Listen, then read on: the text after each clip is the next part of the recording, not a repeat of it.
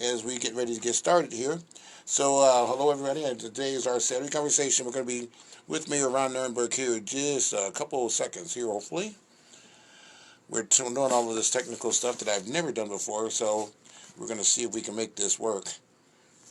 So, as you all know, we a lot of things opened up here the other day with respect to the city. We had the shelter in place, except for essential workers. That had been the law of the land up until basically Friday.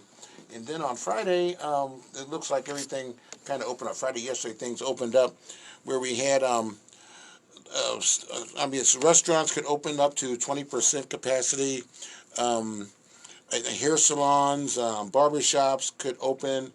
So a lot of things. We're trying to get back to some sense of normality. But the problem that I have with this, and I am all for businesses working together and everything happening here with us, and trying to make all of that go with us here. Um, we Hello, Ron. Can you hear me? Hello, Ron. Are you there? Let's see here. We're working on getting them here on here. It's the first time I've done this. It's probably not the best time to try to make this work when I have the mayor on here. So this is I think. Hello? There we go. Technology, guys. You know what? I cannot take credit for it. If my son wasn't here, we'd still be listening to crickets. How you doing, Ron? I'm doing great. How are you, Doug? We're doing awesome. We're doing awesome. We got good sound here and everything. So thank you so much. This I was telling everyone this is the first monthly segment you're going to be on with us, and the segment is called Ron Speaks to the Community. Mayor Ron Speaks to the Community. I really thank you so much for taking your time out. I know you're unbelievably busy with everything that's going on today with just a myriad of things, especially as of yesterday with our governor's decree that things could open up. So I guess how do you think yesterday went, first of all? I think it went okay. It's hard to say though because the effects of the decisions that we make and the actions that people take really aren't felt for another 2 or 3 weeks. Right, right. But I think the vast majority of people are still being careful. When they're outside, they're wearing masks. Um, my concern is that there's just so much more activity going on right now that it gives people a sense that things are already back to virus free, and that's just not the case. The virus is still here, and we have to do everything we can to limit the spread, even though we're out and about. Yeah, because we've been pretty successful so far, and I don't know if we maybe open too soon or what have you. Yesterday, I noticed there were that went out to a couple of establishments that just defiantly said they were going to open up, even though it might not have been their day to open. What do you think about that? Yeah, I mean, it's careless and it's dangerous. Um, there's a reason why they're staggered, and that is because obviously they're part of the governor's order, they're part of the local order, but really it's about the health data and the health professionals telling us, how do we best manage the spread of the disease. I think if everyone was doing everything that the medical experts were telling us in terms of slowing the spread, we could go out there and just basically do everything we were used to doing before.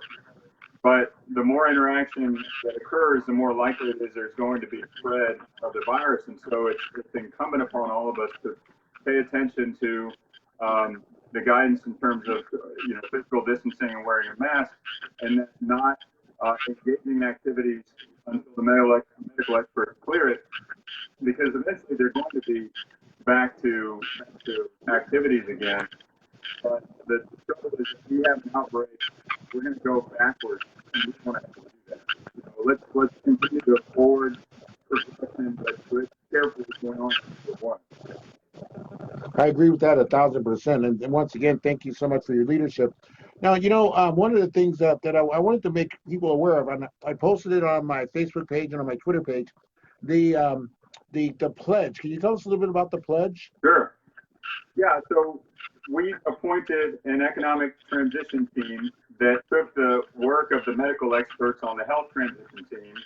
And if you remember, the health transition team is all the great medical experts in our community coming together to tell us what data we should be looking for, what are the conditions in the community that we have to be watching for in order for us to open up safely and go back to business and enjoying the economic activity and really saving people's livelihoods again.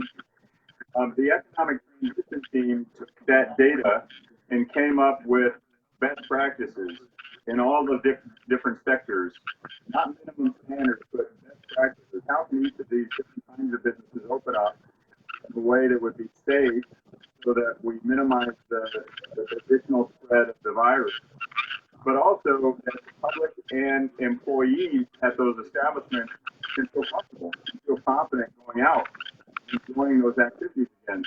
Because, as you know, opening up a business is one thing, getting people to patronize is another. So how do we build consumer confidence through guidance, health safety? Yeah, I agree with that. Is a list of guidelines that each sector can adhere to that's created by the business community, sort of an agreement among peers that if we do things this way, we can do it safely, and we can start to restore the confidence in the San Antonio economy. So we're asking people to take the pledge and post it up on the window, and that way people, that are looking to patronize the establishment or people who want to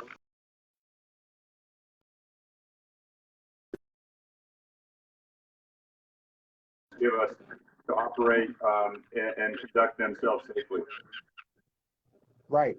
So now, so the pledge, if once someone signs this, they actually get this actually gets posted on the tourism website. Is that correct? Yes.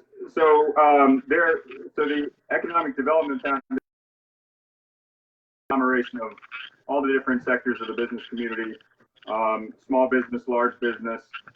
They'll be hosting a website called greaterstrongersa.com. And you can go there and take the pledge. You can look at the economic report about how businesses can open and operate. And you can sign up for the pledge. And by signing up for the pledge and posting, on your business window or whatever, you'll also be able to, enjoy the, you'll be registered, listed on the website. And so people will know, even if they're not actually at your business, that you want to go here because, this has a thumbs up from the best experts in the medical and economic fields in our community. I saw that and I thought it was brilliant the way that you guys did that and shared that out and everything. And that because I talked to several owners yesterday when I'm getting ready for the paper and everything, and this this conversation today. And so there were several that are trying to do the right thing, and their concern was that there are people out there doing things that they shouldn't be doing and not promoting the social distancing and the face covering and things. And just like I'll pay the fine. They can't put me in jail. And Yeah. so this pledge is something that'll really increase the confidence of consumers because many people do not want to go out themselves and get sick or endanger their family members. Right. Yeah, and people who are going to flout the guidance and risk the safety of their employees and the customers, that's selfish, number one. But it's also short-sighted because nothing might ever happen that you'll know of in your business. Really, it could be fine, but it could eventually result in more infections in our community if we're not careful. And that's not going to just impact you. That's not just a chance you take. That's a chance that we're taking for the entire community. Because if we see an outbreak locally here, as well as at the state, the health experts are instructed to clamp down, and we'll have to go backwards and start to push things down again if we see a major outbreak to help protect lives.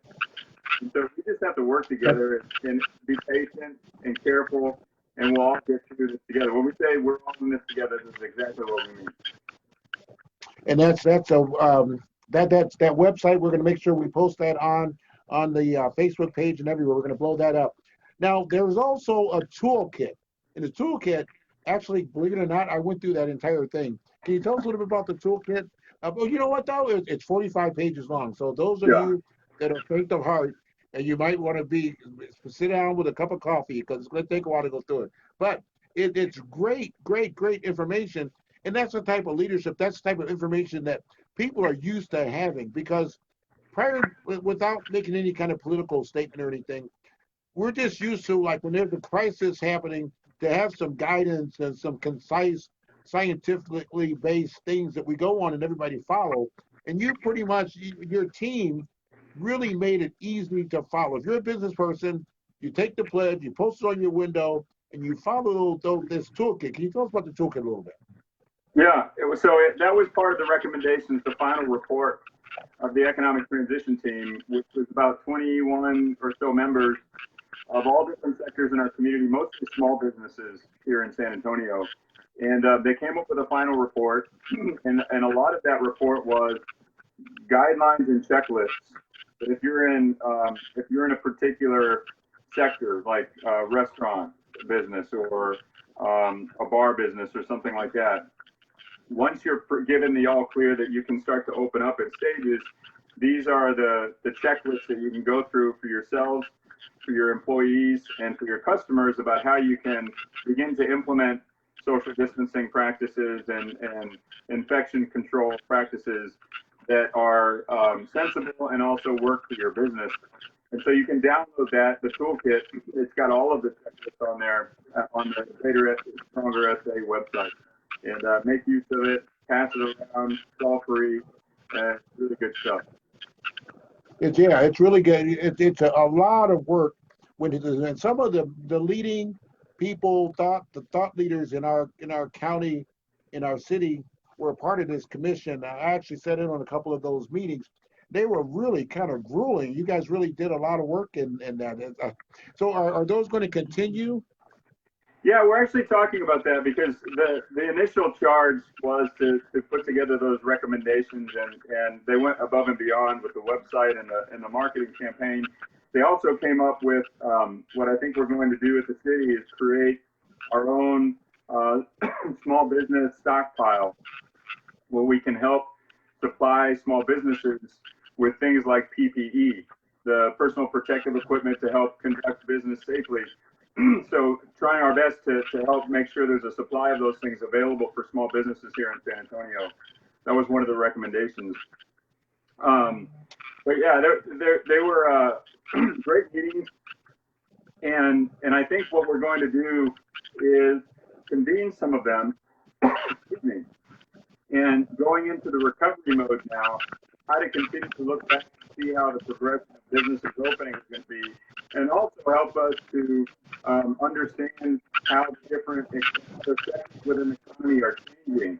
You know, post-COVID, San Antonio, post-COVID, American economy and pre-COVID American economy. Take a little bit longer to come back. Some of them come back more better, and some of them be more reliant on technology. We want to get involved. Right, because that's what everyone is concerned about. There's so many people that are unemployed and everything else, and so I think this is going to go a long way to improving the confidence, and I think it's going to go a long way toward, helping our economy. And I think cities. One more question for I do let you go, because I know your time's important here.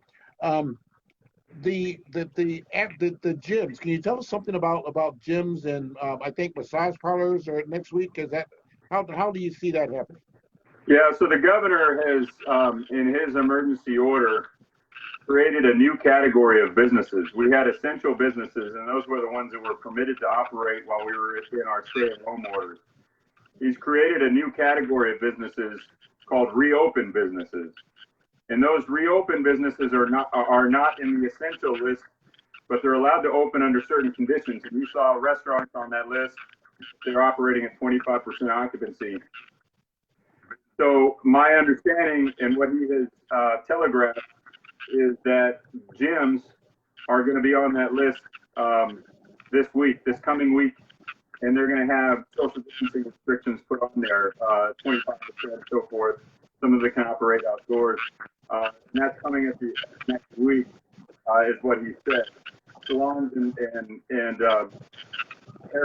barbers and salons are open already following.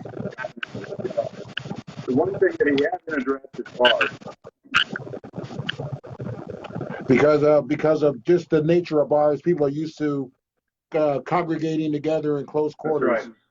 Yeah, and bars are considered establishments where more than 51% of their revenue is coming from liquor sales. And so there was the question about, well, if I'm a bar and I want to serve sandwiches or something, would I be considered a restaurant then? I could just go ahead and open up. That's not true. Your C of O, your certificate of occupancy, your license to do business will designate whether or not you're a restaurant or a bar. So if you were a bar before we went to stay at home, you're still a bar now, even if you're going to serve a little bit of food. And unfortunately, that means you're going to have to stay closed until the governor opens up bars. But you're absolutely right, Doug. Bars are closed because they're just not conducive to social distancing. And, frankly, after you've had a few drinks, your social distancing gets you even harder. Yeah, there is no social distancing after 3 beers, right? Yeah, we gotta hang tight for a little while and do this right, and then we'll be able to go back to bars. Believe me, I want that to happen too, because it's a great, the bar scene in San Antonio has grown up just like the restaurant scene, and we had to live without both for a while. We're going to get to that again. We just have to do it in a safe way, and then we can enjoy it all together. Last question, I'll let you go. I know our time's up, but give me 30 seconds. Sure. Can an establishment, if they have a patio and they can if it's still a bar, can they do that? Can they take outside, inside? Can they do that? Yeah, not yet. So bars are closed inside or out right now, but restaurants, he did say. So restaurants, and I believe gyms as well, there's a 25% occupancy limit. If you have an outdoor patio for your restaurant, that outdoor space doesn't count towards the 25% occupancy limit, provided that you can keep the social distancing guidelines, 6 feet apart, table spacing, things like that. So the outdoor part gives a little bit more leeway in terms of how many people can be at an establishment, but they still have to have distancing. Thank you so much for your time, Ron. You've been a wealth of information. Take the pledge, people out there. Take the pledge. Follow the rules. Let's do this the right way, so we don't have to close up again. We're on a curve now. We have very few deaths, very few incidents. It's really been done well because of our leadership from the county and from the city, and even the state, quite frankly. So I mean, I'd rather live here than many other places where I see. And a compassionate community too, that understands where we all have to do our part. That's right. So thanks so much, Ron Nirenberg here. First segment of Ron Speaks to the Mayor. Ron Speaks to the Community. Sir, you've been great. See you next month. Great to see you, Doug. All right, have a great one. KRVFM, the Heart and Soul.